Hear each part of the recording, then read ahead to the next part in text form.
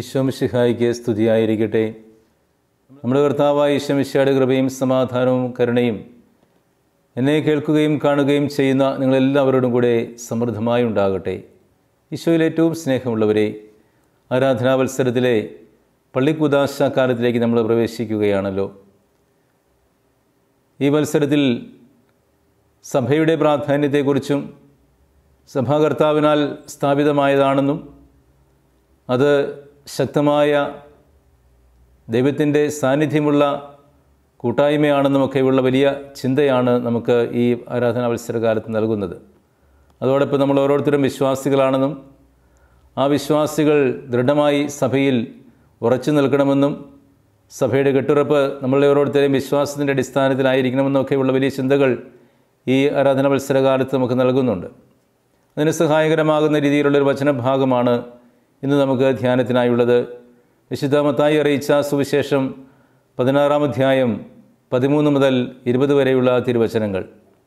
ഇവിടെ പ്രധാനമായിട്ടും 3 കാര്യങ്ങൾ പറയുന്നുണ്ട്. എല്ലാം കണക്റ്റഡാണ്, ഒന്നൊന്ന് ബന്ധിതമാണ്. കർത്താവ് തൻ്റെ ശിഷ്യന്മാരോട് ചോദിക്കുകയാണ്, ഞാൻ ആരെന്നാണ് ജനങ്ങൾ പറയുന്നത്? കർത്താവിൻ്റെ ഈ ചോദ്യത്തിനേറെ പ്രസക്തിയുണ്ട്.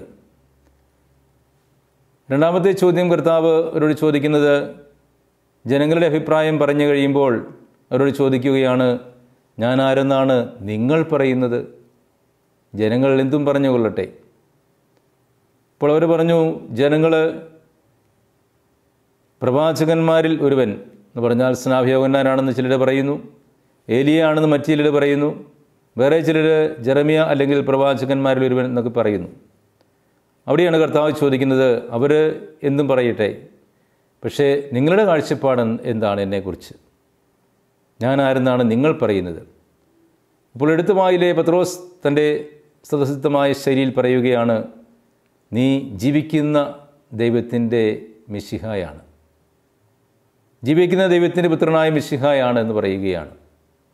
അപ്പോൾ കർത്താവ് പത്രോസിനോട് പറയുകയാണ്, ശിമോനെ, ഇത് മാംസരക്തങ്ങളല്ല, സ്വർഗസ്ഥനായ പിതാവാണ് നിനക്കത് വെളിപ്പെടുത്തി തന്നത്. അപ്പോൾ ആ വെളിപാടിന് ഒത്തിരി അർത്ഥമുണ്ട് എന്ന് കർത്താവ് ഇവിടെ പ്രഖ്യാപിക്കുകയാണ്. മറ്റൊരു പ്രായോഗിക തലം ഈ വചനഭാഗത്ത് നമുക്ക് കാണാൻ കഴിയുന്നത് നമ്മളുടെയൊക്കെ കുടുംബവുമായി ബന്ധപ്പെടുത്തിയാണ്.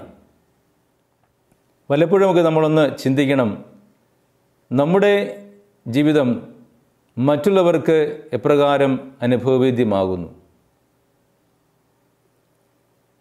അയൽവക്കംകാർക്ക് നമ്മൾ എങ്ങനെയുള്ളവരാണ്? അവരോടൊക്കെ ഒന്ന് ചോദിക്കണം, ഞങ്ങളെക്കുറിച്ചുള്ള നിങ്ങളുടെ കാഴ്ചപ്പാട് എന്താണ്? ഇനിയും തിരിച്ച് കുടുംബത്തിലേക്ക് വന്ന് മാതാപിതാക്കൾ മക്കളോടും മക്കൾ മാതാപിതാക്കളോടും ചോദിക്കണം, ഞങ്ങളെക്കുറിച്ചുള്ള നിങ്ങളുടെ അഭിപ്രായം എന്താണ്?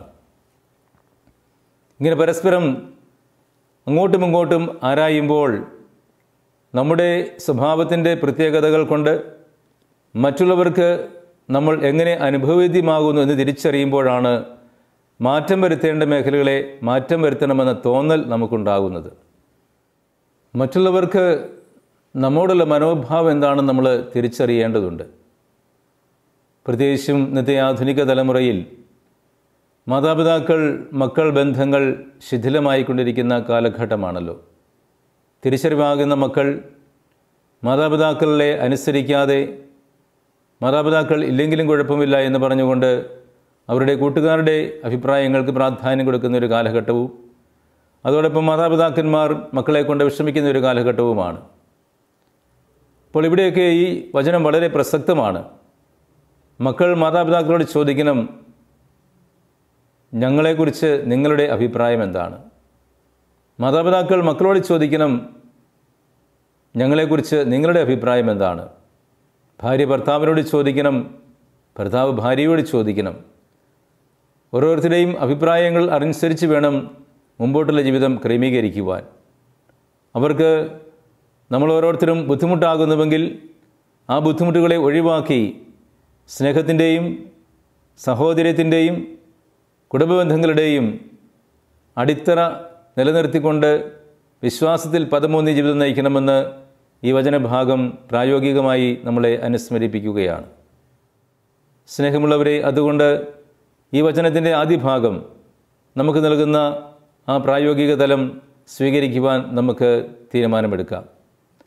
രണ്ടാമതായി പത്രോസിനോട് കർത്താവ് പറയുന്ന ഭാഗം നമുക്ക് ഒന്ന് ചിന്തിച്ചു നോക്കാം. മാംസരക്തങ്ങളല്ല, സ്വർഗസ്ഥനായ എൻ്റെ പിതാവാണ് നിനക്ക് വെളിപ്പെടുത്തി തന്നത്. അതിനൊരു പ്രത്യേകതയുണ്ട്. അതായത് പത്രോസ് കർത്താവ് തിരഞ്ഞെടുത്ത ശിഷ്യന്മാരിൽ പ്രധാനിയാണ്. പത്രോസിനെ കർത്താവ് ദൗത്യം ഭരമേൽപ്പിക്കാൻ പോവുകയാണ്. പത്രോസ് സഭയുടെ അമരക്കാരനാകുമ്പോൾ, പത്രോസിന് ആ വലിയ ഉത്തരവാദിത്വം ഏറ്റെടുക്കുമ്പോൾ ആഴമേറിയ ബോധ്യമുണ്ടാകണം താൻ ഏറ്റെടുക്കാൻ പോകുന്ന ഉത്തരവാദിത്വത്തിൻ്റെ പ്രാധാന്യമെന്ത് എപ്രകാരമുണ്ട് എന്ന്. അവിടെ കർത്താവെന്ന് ഏറ്റുപറയാത്ത ഒരാളെ സംബന്ധിച്ചിടത്തോളം ആ ഉത്തരവാദിത്വം അതിൻ്റെ പൂർണ്ണതയിൽ നിർവഹിക്കാൻ കഴിയില്ല. അതുകൊണ്ട് പത്രോസിനെ കൂടെ അത് പറയിപ്പിക്കുക എന്നുള്ളത് ഈശോയുടെ ആവശ്യമായിരുന്നു. അതുകൊണ്ടാണ് കർത്താവ് പത്രോസിനെ കൊണ്ട് അങ്ങനെ പറയിപ്പിക്കുന്നത്, അല്ലെങ്കിൽ പത്രോസ് അങ്ങനെ പറയുവാൻ നിർബന്ധിതനായിത്തീരുന്നത്, അല്ലെങ്കിൽ പത്രോസിൻ്റെ ആ ബോധ്യം കർത്താവിൻ്റെ മുമ്പിൽ പത്രോസ് വെളിപ്പെടുത്തുന്നത്. അപ്പോൾ ആ ദൗത്യം കർത്താവ് പത്രോസിനെ ഭരമേൽപ്പിക്കുകയാണ്.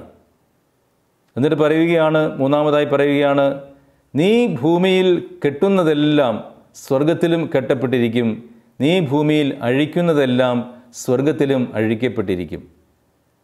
വാസ്തവത്തിൽ ഇത് പത്രോസിന് വ്യക്തിപരമായിട്ട് നൽകുന്നതാണെങ്കിലും സഭയ്ക്ക് മുഴുവനായി നൽകുന്ന, കർത്താവിൻ്റെ ശിഷ്യത്വം സ്വീകരിക്കുന്ന എല്ലാവർക്കുമായി നൽകുന്ന വലിയ അധികാരമാണ്. പാപമോചനാധികാരം, അല്ലെങ്കിൽ കുമ്പസാരം എന്ന കൂദാശയുടെ ഔദ്യോഗികമായ സ്ഥാപനം എന്ന് വേണമെങ്കിൽ പറയാം. ഈ ഭൂമിയിൽ പാപങ്ങൾ മോചിക്കുവാൻ ദൈവപുത്രന് മാത്രമേ സാധിക്കുകയുള്ളൂ. ആ ദൈവപുത്രൻ്റെ അധികാരം മുഴുവനും പത്രോസിലൂടെ കർത്താവ് സഭയ്ക്ക് കൈമാറുകയാണ്. അപ്പോൾ അതിനു മുമ്പ് പത്രോസിനോട് കർത്താവ് പറയുന്നുണ്ട്, ഈ സഭയുടെ അമരക്കാരനാകുമ്പോൾ നരക കവാടങ്ങൾ അതിനെതിരെ പ്രബലപ്പെടുകയില്ല എന്ന്. വളരെ ശ്രദ്ധേയമായ ഒരു വചനഭാഗമാണിത്. ഇന്നത്തെ ഈ ആധുനിക ലോകത്തിൽ നമുക്കറിയാം, സഭയ്ക്ക് എതിരായി ധാരാളം ആരോപണങ്ങൾ ഉയരുന്ന കാലഘട്ടമാണ്. സഭയെ ഏത് വിധേനയും നശിപ്പിക്കണമെന്ന് ആലോചിച്ചുകൊണ്ട് ഒരുമ്പെട്ടിറങ്ങുന്ന ധാരാളം ആളുകൾ സഭയ്ക്ക് പുറമേയുമുണ്ട്, അകമേയുമുണ്ട്, അറിഞ്ഞോ അറിയാതെയോ. എപ്രകാരം സഭയെ നശിപ്പിക്കുവാനായി പൈശാചിക ശക്തികൾ, ശിഥിലശക്തികൾ, നാരകീയ ശക്തികൾ വന്നാലും ആ ഒരു നാരകീയ ശക്തിക്കും സഭയെ തകർക്കാനാവുകയില്ല എന്ന് കർത്താവ് തൻ്റെ വചനത്തിലൂടെ നമ്മളെ പഠിപ്പിക്കുകയാണ്. ഈ പ്രബോധനം പലപ്പോഴും നമ്മൾ വിസ്മരിച്ചു പോവുകയാണ്. അതുകൊണ്ടാണ് നമ്മൾ ജീവിതത്തിലെ പ്രതിസന്ധികൾ ഉണ്ടാകുമ്പോൾ, ആരെങ്കിലും എന്തെങ്കിലും എവിടെയെങ്കിലും ഒക്കെ പറയുന്നത് കേട്ട് കഴിയുമ്പോൾ നിരാശരായി തീർന്ന് സഭയിൽ നിന്നും വിട്ടുപോകാൻ പോലും നമ്മൾ തയ്യാറാകുന്നത്.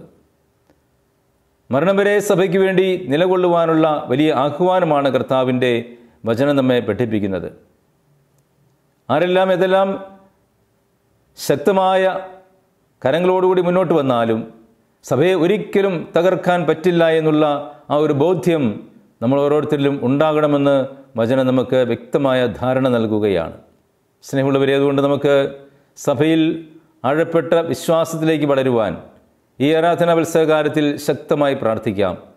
കൂട്ടായ പ്രാർത്ഥന ആവശ്യമാണ്.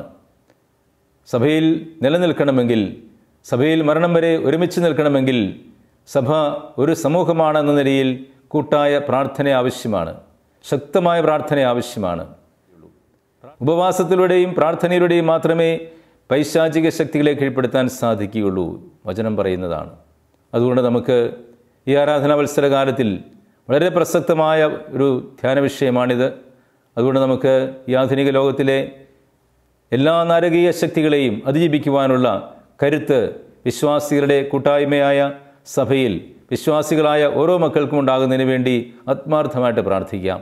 സഭ അങ്ങനെ കൂടുതൽ കൂടുതൽ ശക്തിയോടുകൂടി പരിശുദ്ധാത്മാവിനാൽ നയിക്കപ്പെടുന്നവളായി മുന്നോട്ട് നീങ്ങുവാൻ എല്ലാ കൃപകളും ലഭിക്കുന്നതിന് വേണ്ടി ഈ വത്സരത്തിൽ നമുക്ക് ആത്മാർത്ഥമായിട്ട് പ്രാർത്ഥിക്കാം. ദൈവം നമ്മളെയും നമ്മുടെ കുടുംബങ്ങളെയും സഭയെയും സമൂഹത്തെയും ഈ ദേശങ്ങളെയും ദേശങ്ങളിലെ സർവ്വജനങ്ങളെയും സമൃദ്ധമായി അനുഗ്രഹിക്കട്ടെ എന്ന് പ്രാർത്ഥിക്കുന്നു.